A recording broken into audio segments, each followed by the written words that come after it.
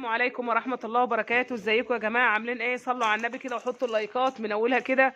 معانا ان شاء الله هنعمل مخلل ليفت جميل وحلو. جبنا كيلو ونص ب5. تعالوا بقى نبدأ. معانا يلا ننضفه الاول ونشوف الطريقة بتاعته.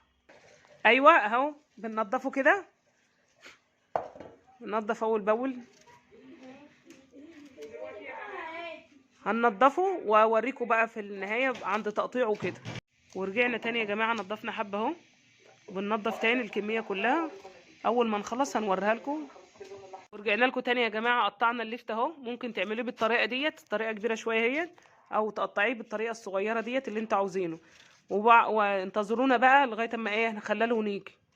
ودلوقتي يا جماعه وبعدها يا جماعه رجعنا خللنا الليفت، حطيناه في ميه وحطينا ملح، وعلى كل لتر ميه معلقتين ملح من الكبار، وحطينا سنه شطه. واهو رحت حطاه في بطرمانات يا جماعه. ايه رايكم؟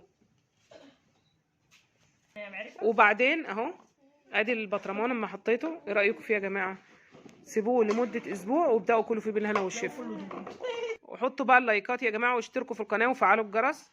والسلام عليكم ورحمه الله وبركاته.